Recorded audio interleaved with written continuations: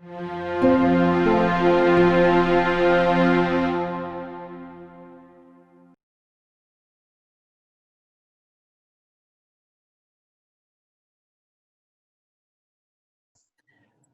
everybody to the Family to Family EDDI webinar series, Exploring the Possibilities.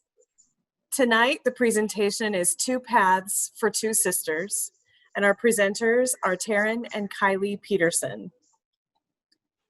Taryn and Kylie are each going to share their stories of their paths of success to adulthood to help you think about and explore the possibilities for your own child or children. Taryn and Kylie, thank you for joining us. Hi, everyone. Good evening. Thank you so much for coming and giving us the opportunity to present today. Now, before we get started, if you guys have any questions or follow-up comments, we have the PDF of this presentation as well that you can get a copy of. So to start off with, I'll explain some of our background growing up. This is some pictures from our family.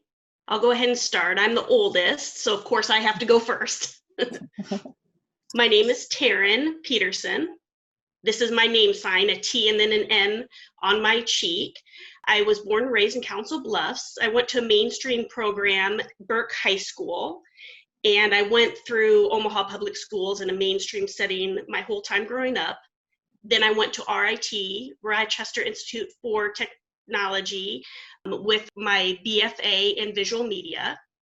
And then after that, I got my MS in deaf education from McDaniel College, which is in Maryland, and that was in deaf ed. And now I've been working at the Iowa School for the Deaf for about the past 8 years or so. I started as a dorm staff person, and now I actually work as a student life counselor, providing support for deaf children that are in the dorms as well as the school. Hi, I'm Kylie. This is my name sign, K and L on the chin. I graduated from Iowa School for the Deaf. I was mainstreamed K through middle school through high school. I went to ISD and then graduated from Iowa School for the Deaf. Once I graduated from ISD, I also went to RIT, Rochester Institute of Technology, and graduated with my BA in psychology. Once I was done with RIT, I went and worked in Denver, Colorado, for one of their nonprofit organizations called Deaf Overcoming Violence Through Empowerment. So it's a domestic violence association, which helps people who have experienced domestic violence and all sorts of different trauma in their life. They provide support for people who've gone through those things. I worked there at Dove for 2 years. And then when a position was opened as a residential counselor, I jumped at that opportunity and I've done that for 5 years. So where it all began, we were both born profoundly deaf, and our parents had a genetic mutation, connection 26, and that gene is what caused our deafness, or it caused a 25% chance of deafness in children, and we won the lottery twice on that. So Exactly. Anyhow, we figured out I was deaf at about the age of 5 months, and as the first child in the family, my parents didn't know what to really expect. They didn't have the universal tests that were done for test hearing at that time, so we didn't find out till later. Also, I wanted to explain that both of our parents work at Boys Town Home for Kids, and they were family teachers, which then in turn meant that we lived in an apartment with anywhere from 5 to 7 or so teenage girls. So it was not a real quiet environment that we grew up in. And so quickly they figured out that something was a little bit off with me. So then they did the hearing test and found out later that I was profoundly deaf. Right. And then when I came along, they knew right away to get my hearing tested and found out that I also was profoundly deaf. Both Taryn and I have parents who are hearing. There's no other deafness or even really hard of hearing members of our family. So just the two of us who were born profoundly deaf. Our parents experienced have experienced some deaf culture, the two of us, especially with Taryn being first identified as being deaf. I think by the time I came along, they knew a little bit more about what to do. What is known, as you can see on the PowerPoint, is that most deaf children are born to hearing parents. Most families don't even have any members in the family that are deaf or hard of hearing. There's a lot of decisions, of course, that need to be made by the parents. Should I give my child a cochlear implant or hearing aid? Should I teach them to sign or only speak, or whatever combination of which? What program should I place my child in? There is a lot of decisions that my parents faced as well as far as what to do. Right. I remember when we were kids, we as deaf children a lot of deaf kids struggle with all sorts of access to language, whether that's vocally. And so that was a struggle that we had. Right, and that is a big thing that deaf and hard of hearing children do face. It's language access. But what our family decided to do was, when I was identified as deaf, the hospital referred us to the school district where we lived, and they referred us back to then Boys Town, which had a parent to infant specialist who worked with our family. They would come to our house from time to time to talk about how to learn sign language, what to do with deaf children, what type of accommodations were needed, all of that would be experienced. It was more of a crash course in having a deaf child and what all that entailed. So my family learned C, signing exact English. And I'd have to say that my parents really were all in from the get-go. They just jumped in and learned sign language. They met other parents that had children who were deaf. They brought the two of us to Deaf Club and different events that were hosted by Deaf Clubs so that we could be involved in the deaf community and deaf community groups. Right. Yep. Taryn was involved with Girl Scouts. She was one of the first deaf participants in that. We were involved in YMCA and playing youth basketball. So we were also really around a lot of children in the hearing culture, so to speak, as well. We were just a really active family, and our parents worked to give us a lot of exposure to a lot of different things throughout our lives. And our parents also made the decision, we're trying to make a decision about us getting hearing aids or cochlear implants. We both grew up with FM systems. I'm sure you guys have heard complaints about those. We wore those for auditory support during schools. I was fine with using a hearing aid. Taryn's going to explain she made a different decision a little bit later. Hearing aids were a little bit of a struggle for me. I didn't get a lot of benefit from them personally as being profoundly deaf. I could stand next to an airplane engine and I would not even be able to hear it. I could feel the vibrations, but was unable to hear it. So my experience was different. And this is Kylie. I could hear something like that. So our hearing loss was at different levels. So hearing aids did work as a benefit, as a supplement for me. And that has worked well with my experience growing up and being in the culture. So that's been a great benefit to me personally. I do want to emphasize as well that my parents did learn sign language, and that helped us quite a bit. They would explain everything to us as we were growing up. For example, when we'd go to the grocery store, my parents would bring us along and say, we're going to make, a special meatloaf, so we need to get beef. And they would explain the reasons of what we were buying and what we were buying it for. Yeah. Also, everything in the house too. So we'd sit in our living room, and as we were watching TV, Mom would say something about going to the kitchen to cook. And I would tell Mom, well, I've got to go to the bathroom. And so Mom and Dad were always really good of keeping us tuned into what was going on in the house, even if they were going to leave and go to a different room. They just really worked at really communicating well and not just dismissing things and saying this isn't important. They really realized that any piece of communication would be important to us and really fed all of that to us, that we needed to be clued into what was going on. A lot of times we don't get that from just environments. So hearing children would be able to just pick up what's going on in the TV, maybe while they're also giving attention to their parents. We as deaf people can't do that. So Mom and Dad were really good at filling in a lot of that incidental language for us throughout our lives. And that leads to an open line of communication between us and our parents. And even today, we still are very close with our parents. Mm-hmm. We do see other deaf children and with their peers that don't have as good of a relationship with their parents. And I'm not saying that this always happens, but sometimes what we see is that there was a communication that was impacted growing up. And we are very, very grateful that our parents made sure to foster communication so we didn't have any barriers in communication within our house. For sure. And the two of us with our parents, they they had really high expectations for us. My parents expected us to have good grades in school and to be responsible students, to advocate for ourselves. We were really impressed with those skills from early on. My parents didn't say, oh, you're deaf, so we have lowered expectations. That was not it at all. Our parents still had really high expectations for us, and they knew there would be barriers, but they really encouraged us to meet those along the way. I'll talk a little bit about our education and expand a bit now. First, I do want to say that education, whether it be for hearing or deaf children, education is a formative experience for all of us, and it really shapes our identity. And our experience at school is really, I would say, it informs how we become as people later in life. So for me, as a deaf student who graduated from a mainstream program, I have a different perspective possibly than, another person who graduated from a residential school. There's different issues that we may have faced.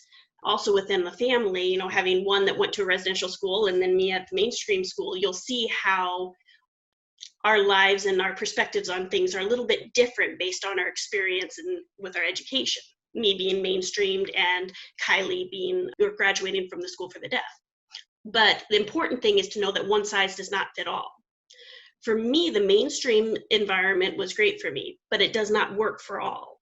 And that's where a decision was made that it wasn't going to benefit Kylie as much. And the residential school ended up being a better fit. Yeah, as you can see here in our slideshow, the two of us went to preschool class. Remember, as we had said, I went to mainstream for a while and then transferred to Iowa School for the Deaf in middle school. So I did have experience with a mainstream education system. Boys Town had preschool class they offered. So the two of us went to that preschool program. It was a self-contained classroom. So we had a teacher. It was a smaller class size. All of us were deaf or hard of hearing students. Our teacher would use sign and speech as well. You can see the FM systems here in the picture. That's what we have tied around our necks or our bodies here. And then in elementary school, both of us were mainstream for the most part. It was a pretty big group of deaf kids that were in my age group, the same with Kylie. So we kind of counted ourselves as lucky because a lot of mainstream students actually are the only deaf or hard of hearing student in the whole school possibly, but that was not the case for us. We had interpreters. Most of the time we used C, Sign and Exact English, rather than ASL, the formal language, but it is still sign. Right. C is a signing system. It's not actually its own language. But again, we were really happy that our parents gave us that, and we used that as a foundation for us to be able to communicate with our parents. Again, C, whether it's C, SEE, or ASL, whatever best matches the students and what their parents need.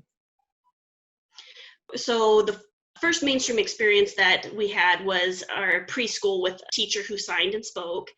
And for me, and I guess for Kylie as well, most days with mainstreaming was in mainstream, but then we also would go to a separate classroom for deaf ed for part of the day. Right, for like reading, or I needed some assistance with like homework if I would struggle with certain pieces of homework, we'd go and have that one-on-one person who could communicate with us in sign to give us a little better understanding. We'd use that to help with like our English and our reading, especially for me. And it was what I considered a safe space. And as I grew up in the hearing world, you do really get tired. You have to work so hard to try to fit in as a deaf child. So really that 1 or 2 hours was really nice. I really needed it. I felt like I could take a break from working so hard to fit into the mainstream classroom. I didn't have to worry about using the interpreter for those 2 hours. I didn't have to worry about a barrier in our communication. Right, yes.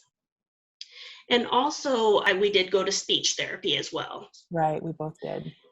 Yeah, today I actually rarely use my own voice to speak out in public.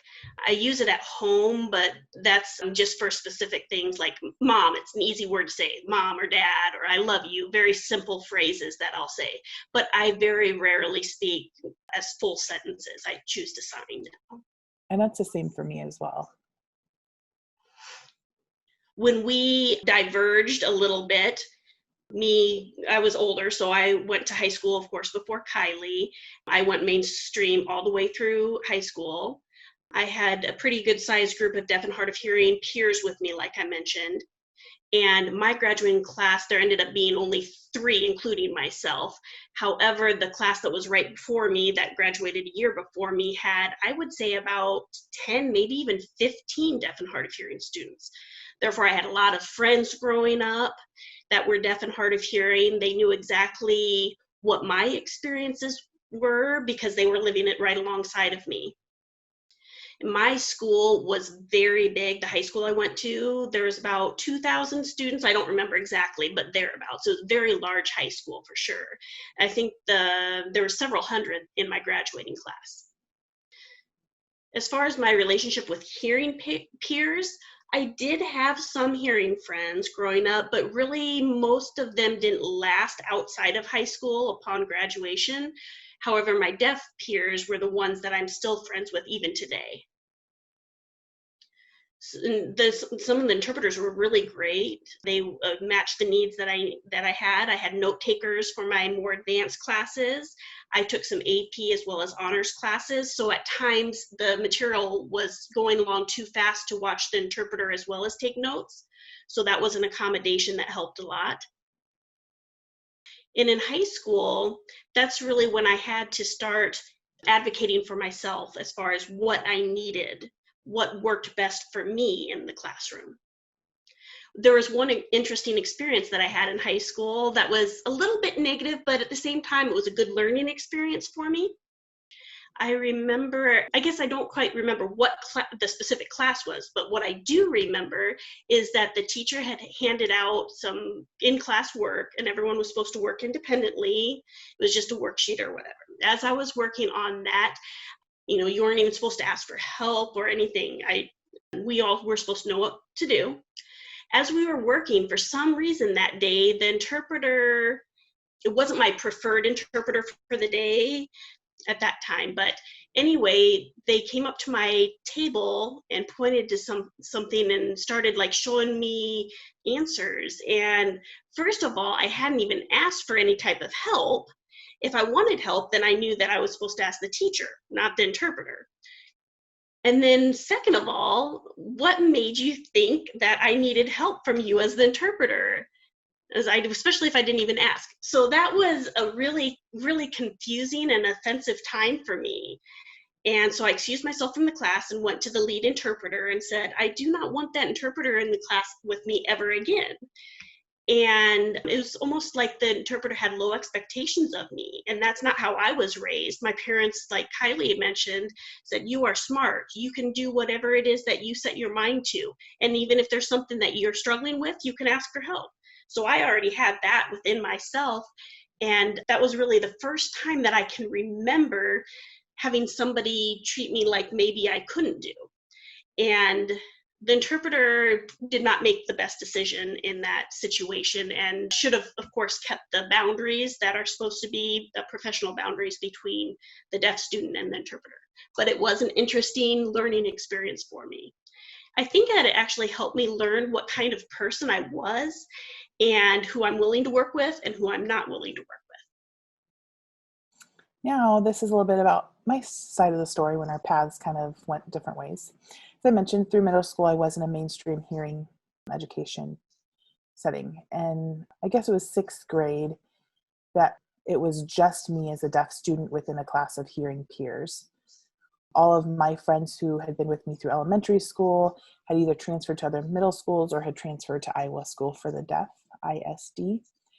And I didn't know that I wanted to be the only deaf student in my class. It looked like I would be the only deaf student in my grade level all through middle and high school. So I really grappled with that decision. A friend of mine said, hey, why don't you just come try ISD, try the residential school for the deaf.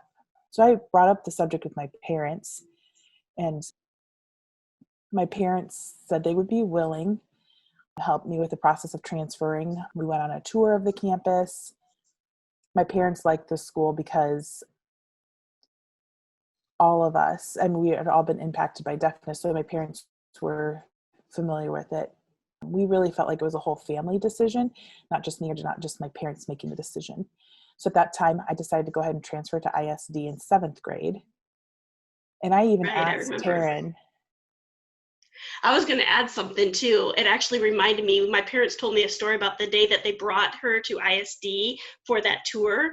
The car hadn't even stopped yet, and Kylie was already out the door mingling with other friends at the school. So we already knew at that point it was going to be a good fit. But anyway, during the process of transitioning and getting her enrolled at the school for the deaf, they asked me as well.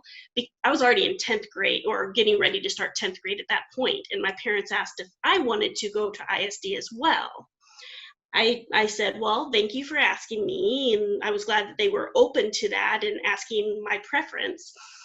But I was actually pretty satisfied with the education that I was getting and the accommodations with the interpreters. The whole package, actually, for the most part, was pretty good. And I was already going to be done with high school fairly soon, so I decided to stick with the mainstream school. Right. So that's where we were at that point. So I did transfer to ISD starting with 7th grade and completed my high school education there. I do want to emphasize this point too. Iowa School for the Deaf has a collaboration program with a local school just right across the street, which is Lewis Central. There in Council Bluffs. So I would go there for some classes in a mainstream setting. There were some of the teachers at ISD didn't have enough time, or maybe there would, like for certain classes, they wouldn't have enough interest from students or wouldn't have the teacher support to do that. So I went to Lewis Central and I took probably 2 or 3 different classes there, and then would come take my other classes at ISD for math, English, some of my core subjects, science, history. Just because they're ISD, you have direct education experience as a deaf student. The teachers know sign, so you don't have to access the information through an interpreter. So that I found that to be a really beneficial experience. And I got really involved with sports at ISD. I did volleyball, basketball. We're opposite in that regards. Really, ISD, I felt like I got a lot more opportunities to be involved with different things, different sports, different clubs, different student committees and organizations, different volunteer organizations. The list could go on of the different experiences that I got to join in at because of ISD. My class was a smaller class size. I think there were 5 or 6 students. And I felt like that was both a benefit for me and my teachers, just because the teachers would have one-on-one time just to make sure we understood the subjects, just to make sure everyone was staying on track with what they needed to do. With Taryn, maybe that would have been a barrier. There were times where they would show movies in class and there wouldn't be captions, but that was not the case for me at ISD. Anytime they'd show a video, of course it was captioned. Things like that became not so much of barriers for me. And I felt like it was a very rich cultural and language experience just because it's a 24/7. I didn't live in the dorms. I would go back home. Some of the students would stay there all week because they lived a ways away. But I felt like I didn't want to miss out on family life. So that was hard on my parents. Or excuse me, I did go and stay in the dorms, and that was hard on my parents that they wouldn't see me every night. So I missed out on family dinners. And my parents knew that ISD was a good place for me. And part of that was being there in the residential setting. Like Taryn mentioned, I jumped out of the car as soon as we pulled into campus, and was such a rich experience for me. You got to travel for sports too. Yeah, I did. We'd go and travel to different dormitories or residential schools for deaf kids. So we often would go to Kansas, Oklahoma, New Mexico. We would go and have different sports tournaments and stuff at these different schools for the deaf in different states. I felt like it really taught me how to live independently. I had to learn at a young age how to do my own laundry. I had to learn how to run my budget on my own, being at the dormitory for the week. So you could imagine back in our time, some technology still wasn't really popular, like texting and stuff. It wasn't even there. Right.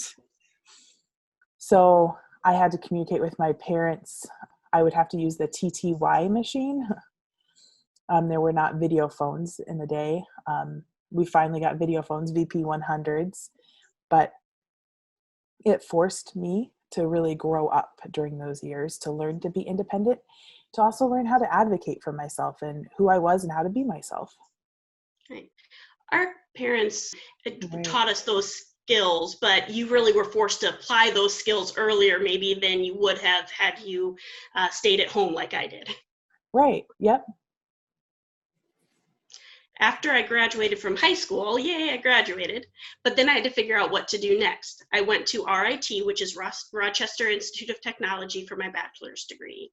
Kylie had experience staying in dorms and socializing with deaf people all the time, but RIT was really my first experience with that, my first time away from home for longer than just a few weeks' time, and being really living on my own.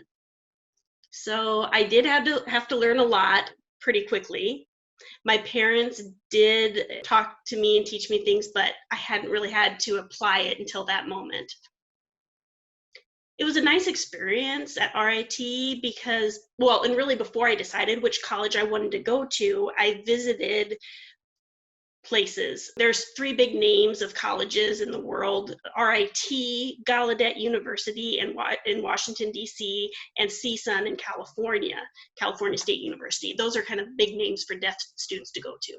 So I visited Gallaudet University, RIT, and I really felt like RIT was a better fit for me.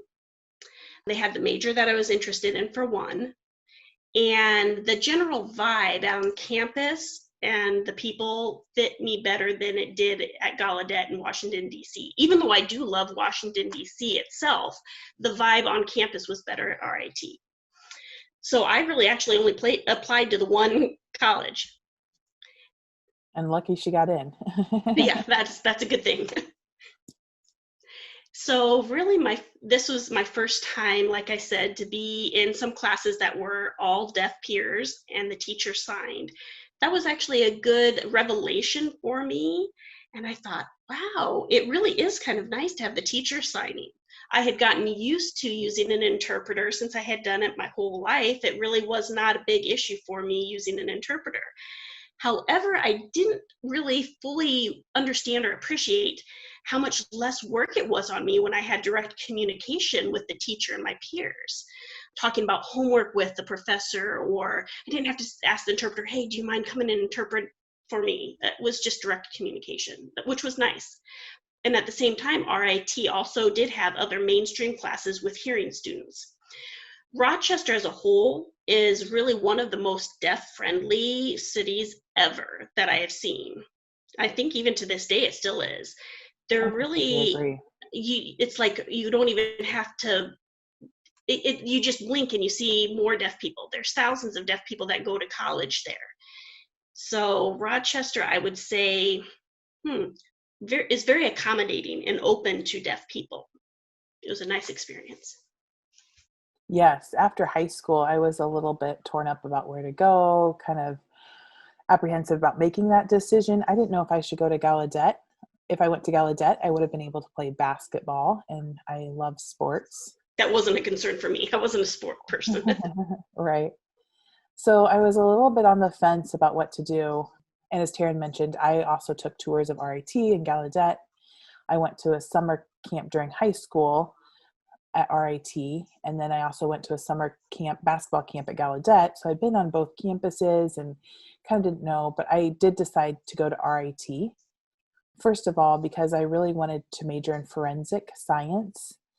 I really wanted to become an investigator, kind of like CSI. It was something I was really interested in and really enjoyed that, and I still do.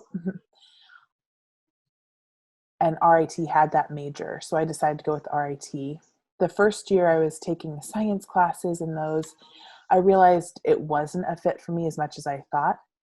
I enjoyed it as like a hobby or something to explore on the side, but then I decided to transfer and change my degree to psychology.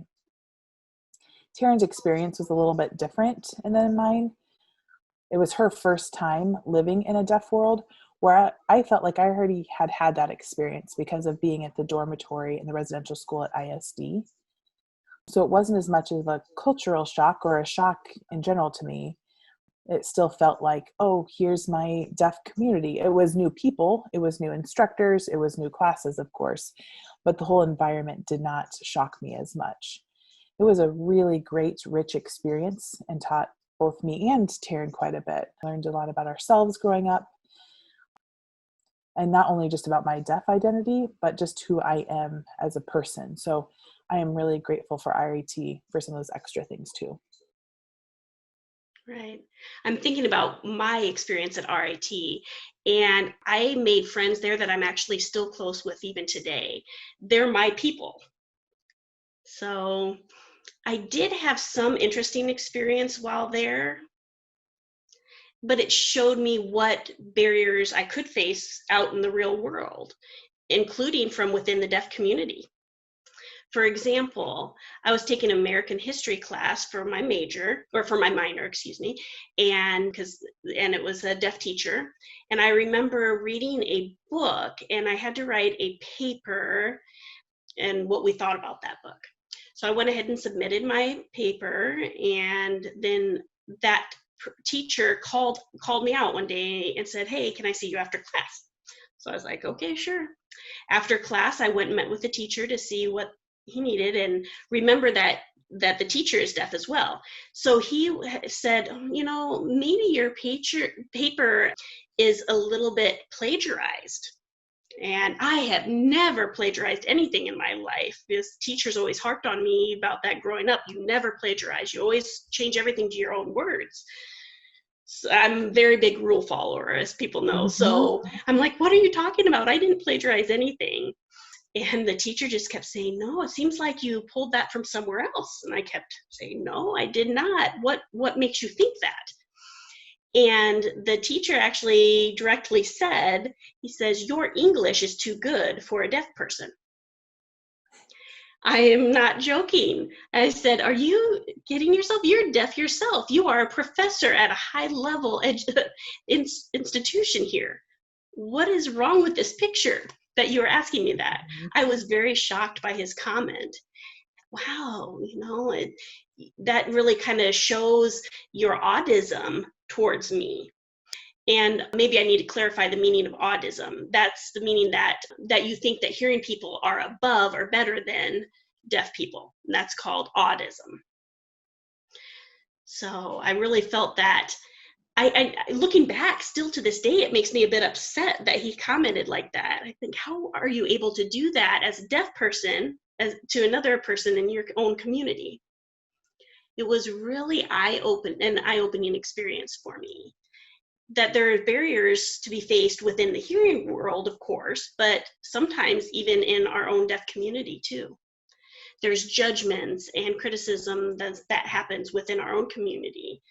As a mainstream student going to learning C2C, signing exact English, and then going to a place where everyone was signing American Sign Language, there was a little bit of judgment along with that as well, because other students there were raised in a residential school. They had parents maybe that were deaf. They had all this deaf culture ingrained in them.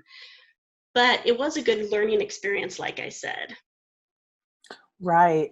It was so strange because the two of us, when we'd go to deaf events or whatnot, I guess I should explain that deaf usually will ask where you're from. They'll ask, did you go to a mainstream education system or did you go to a residential school for the deaf?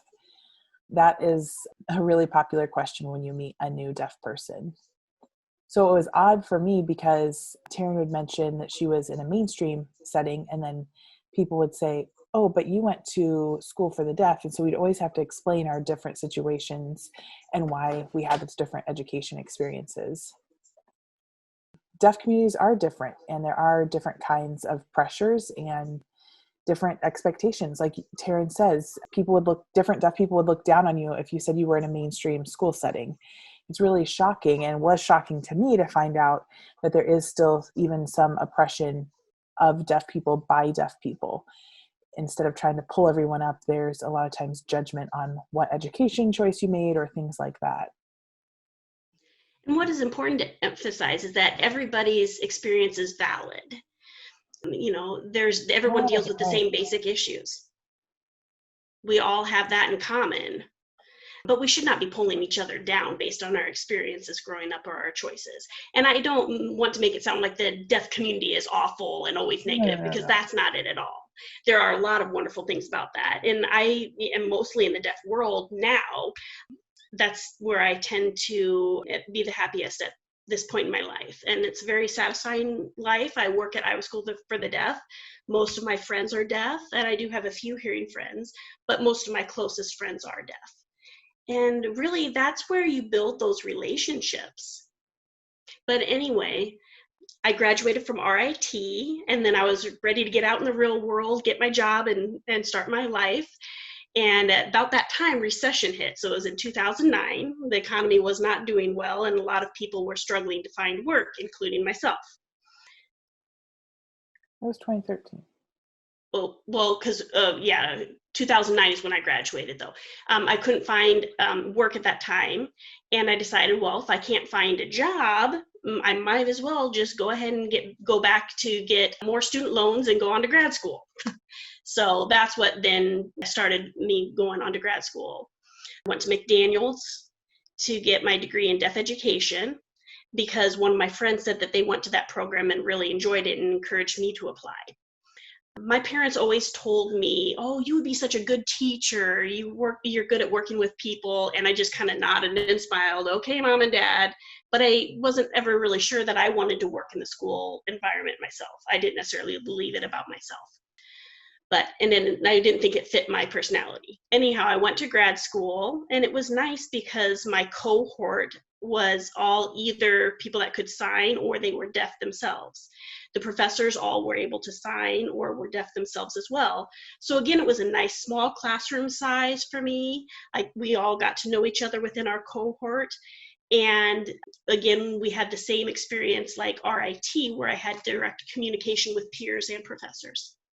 Right. I went to RIT, but then didn't go on to do master's work. As I mentioned, went to Denver, Colorado to work for this organization called Dove. And once I was done with RIT, I just went ahead and went into my professional life. And now I'm actually in the process of applying to graduate schools. I'd like to get my master's degree at this time. So got my fingers crossed and hope to get in there. Right. College was something that was always kind of the expectation in our family. Mm-hmm. Like we said before, our parents did have very high expectations of us from the time we were young. My mom was the first person to graduate college in her family. So she always kind of said, well, you can do this as well. Right, exactly. And it would have been fine if we went to a trade school or something or straight to a job, but they really did encourage us to think big and to work hard towards our goals. So college was always something that kind of needed to happen, I would say. Our parents were really good at trying to push us out of our comfort zone, encourage us to try new things. Why don't you try this? Have you looked into this? Would be something our parents would always communicate to us. Our parents were really good advocates and really good support systems for us. We would be down about something, they'd say, "Hey, look at it from this angle," or really encourage us to not be stopped by any barriers. Life after school. So, Kylie went to work, I went to school. Both of us, we hold full-time jobs. We work full-time for a long time now. I can only speak for myself, but my job is very fulfilling. I really enjoy what it is that I do and the people that I work with and where I work. I would say the same thing. I've always wanted to look for ways to advance in a career. And like I said, I'm working here. I'm very satisfied with that. And I love my job here, but I also want to apply and go to get my master's degree.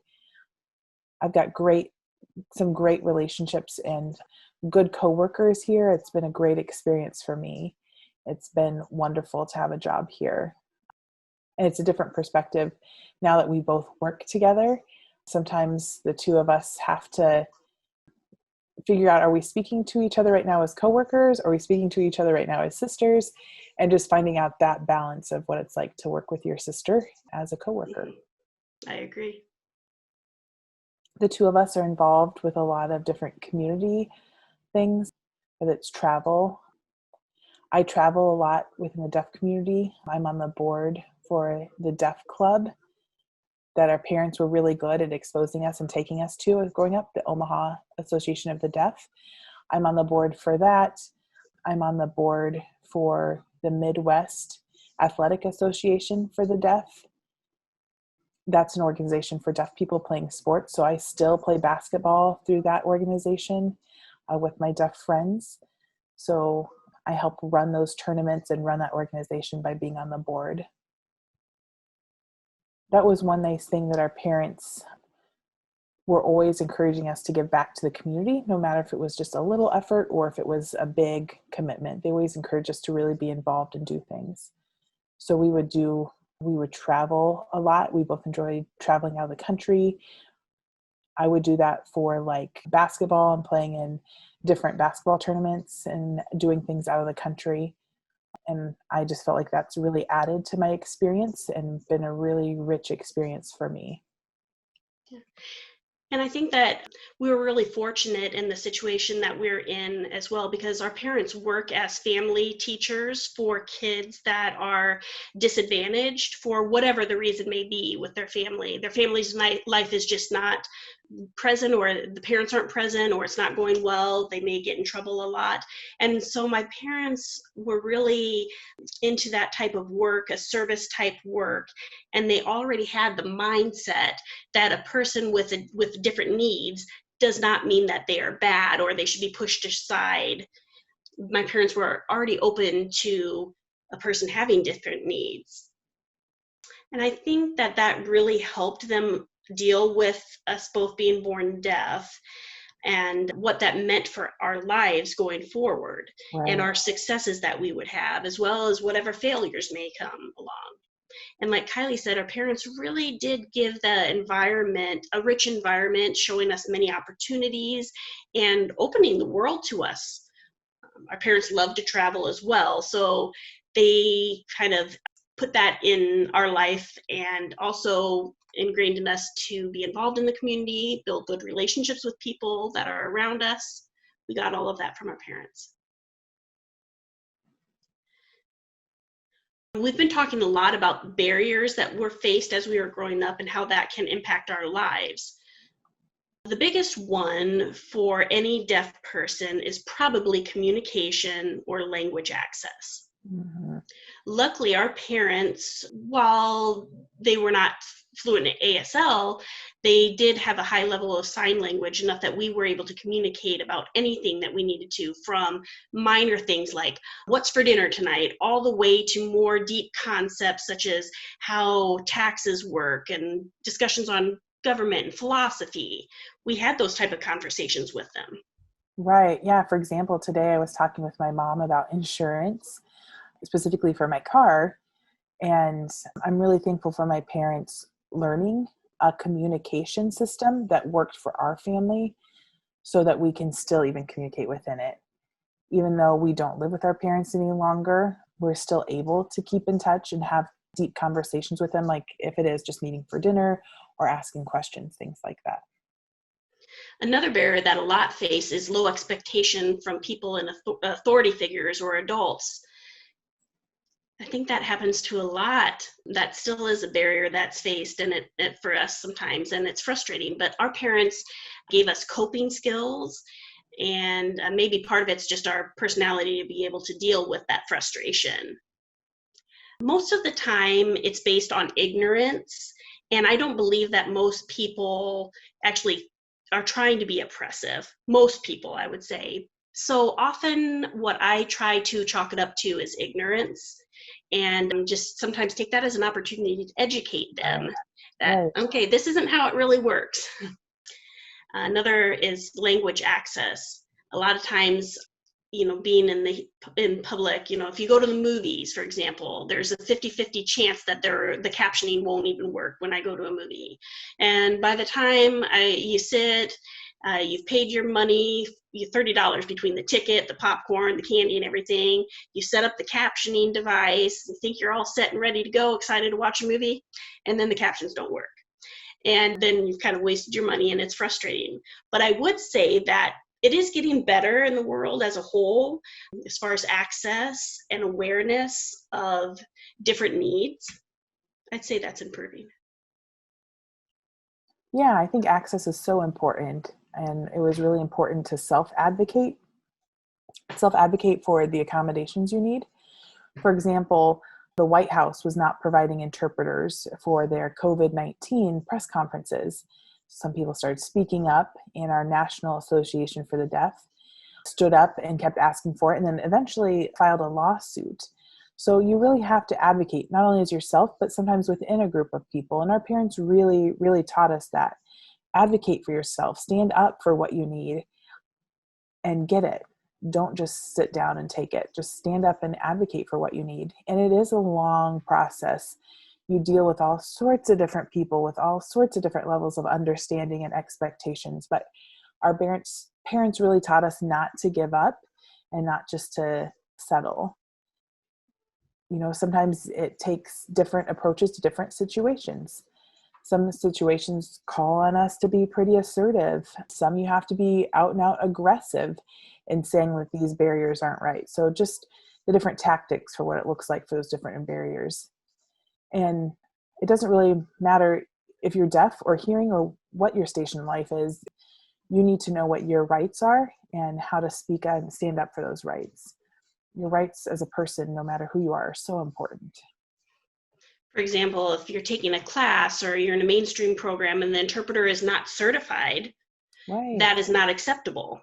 Maybe the interpreter isn't aware of what their skills are supposed to be. Maybe they don't know what the ethics are related to professional interpreting, and that's not acceptable. But some people think, oh, the school will say, oh, that's good enough. I'm sorry, that's all that we could find. But that is not acceptable. Right. My experience when I worked with the organization, the domestic violence organization, DOVE, we'd have to work a lot within the law enforcement community as well as the judicial system. And the police officer would say, oh, don't call an interpreter. I know some sign language. And that ended up causing more harm to the situation than actually resolving the situation. And so we really tried to educate people on, and the law enforcement community, on what that person actually needs. That the law enforcement needs certain things and the person who has experienced domestic violence needs certain things. So just really educating people to self-advocate in any situation, no matter how seemingly small or major the situation is. And these are, of course, only 2 stories out of a myriad of stories. But I would say that the possibilities for any deaf or hard of hearing person are endless. And I have many friends, as well as Kylie, that work in a variety of jobs and professions and fields, doing different things from filmmaking to working in the government, working for big software engineering companies. I even have friends who work at Google. So, yeah, I have friends who now are working with COVID-19, doing the contact tracing in different science positions. So definitely don't limit a deaf person and say, oh, you're deaf, so you're limited to these kinds of careers or something. A deaf person can do anything they would like to. Just, you have to find the right resources maybe or accommodations, but you can do it as a deaf person. And sometimes all of us just need to have more patience. Sometimes maybe those we're trying to ask for access, those people are not being patient and allowing us that. So just kind of me as an individual too, practicing patience and knowing that I keep advocating for myself and I can get there. Just to be able to have language access and just to be able to be better and be successful. Right. Be able to thrive as an individual. Yep. And that's really all that we have. Thank you, ladies, for sharing. Wow, you guys both have such interesting journeys in your lives, and it was fun to listen to you share. Tina, one of the participants tonight, said Thanks for beautiful having journey. us. Oh, absolutely. Tina said beautiful journey for both of you. Thanks for sharing. Sarah says thanks for sharing with us. If anybody has a question, Sure, not a problem. I'm glad to be here tonight. great. If anybody has a question, feel free to put it in the chat or to turn on your camera or unmute yourself and share the question. And while we're waiting for participants to do that, I have two questions for you. Could you talk a little bit more about what Deaf Club is for parents who might not be familiar with what that is and what some of the activities are? Sure. Yeah, I'll go ahead and explain specifically about ours in Omaha. A lot of big cities and even states have several of their own deaf clubs. It really is a club. They all have, they have bylaws written. And so a lot of times it's times to get together with other deaf people in the community, talk about issues. For example, in Omaha, we've been talking about the Lead K bill and how we as deaf individuals within our deaf club can support that language acquisition for children. We also just provide a place for people to get together and socialize, play games together. Sometimes we'll host things in conjunction with MAAD, the Midwest Athletic Association for the Deaf that I mentioned I was a part of. Like, we'll get together and talk about how we as Omaha Deaf Club could help host a basketball tournament and how we need to run that, be given out. It's really a great place for people just to go socialize, to be a member, or just to go to the club and socialize with other people who are deaf or hard of hearing and just have fun a lot of times. Right, and now with the technology and how it looks a little bit different than it used to, Deaf Club used to be the only place that other deaf people that deaf people could find each other and socialize and to continue their friendships and Right. relationships with other deaf people. And it's kind of like we said before, that's our safe place in the world.